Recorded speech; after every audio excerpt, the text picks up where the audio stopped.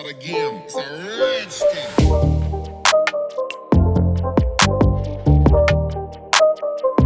What's up, guys? Welcome to my YouTube channel. I hope you're having an awesome day.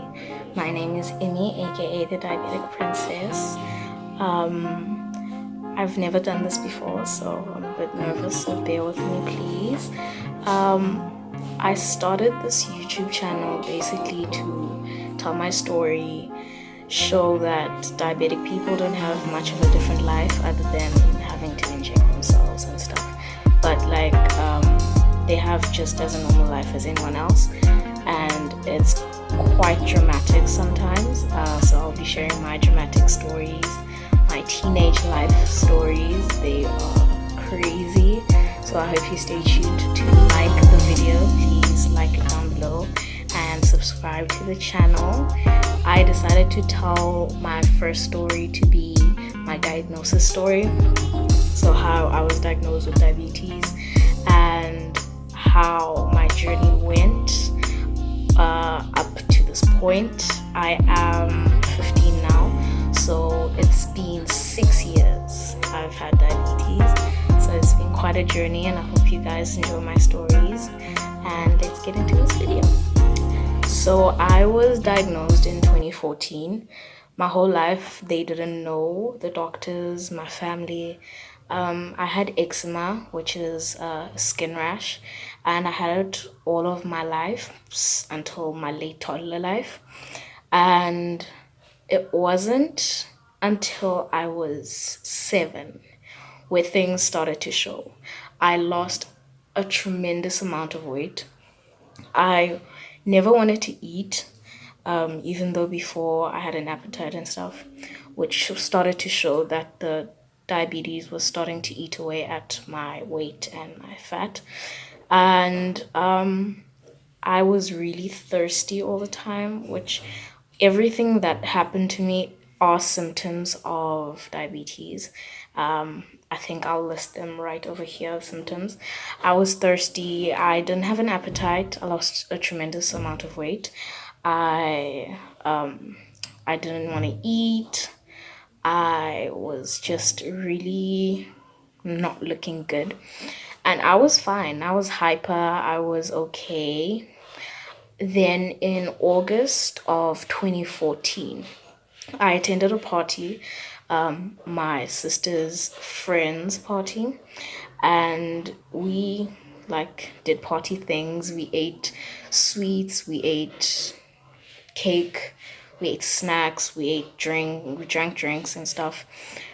So I got home and I really wasn't feeling good. It was like around 9 o'clock at night. I really wasn't feeling good, but I was like, okay, it's the chocolate, it's the cake, it's the drinks. Then the next morning, I wasn't able to go to school whatsoever. I was in pain. I was in so much pain. I couldn't move, and I had a stomach ache. And I just okay, it's the cake. My mom was like, okay, it's the cake.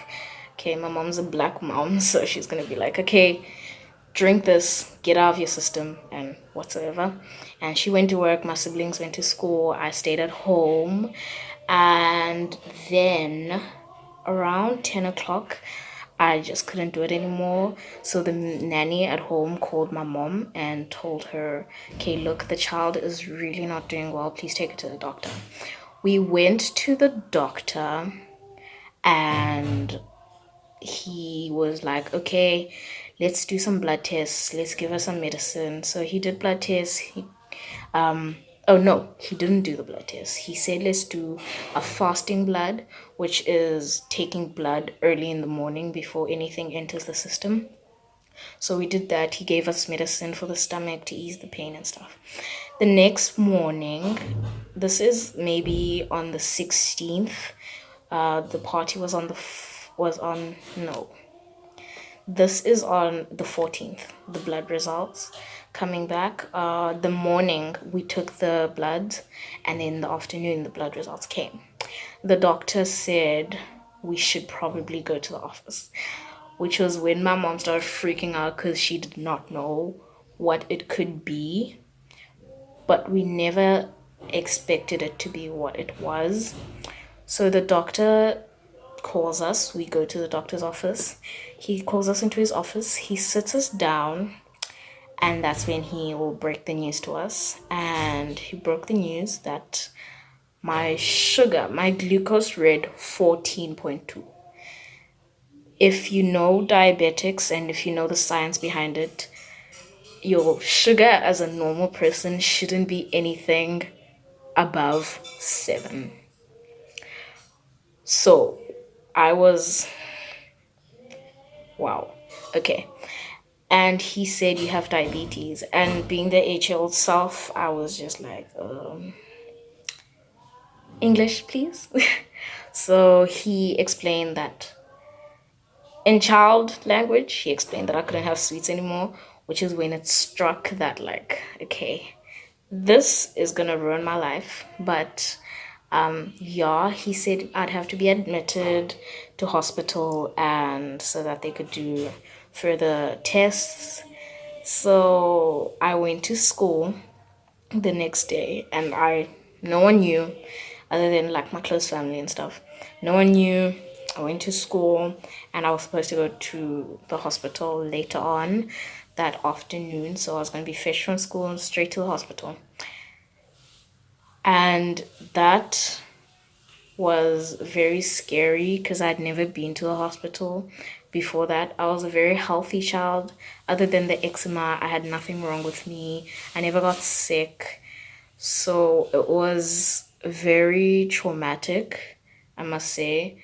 And that's where I had to learn how to do things like injecting myself and stuff like that. But that will be in my part 2 video. I decided to cut it into 2 because I don't want this video to be too long. It's the first one.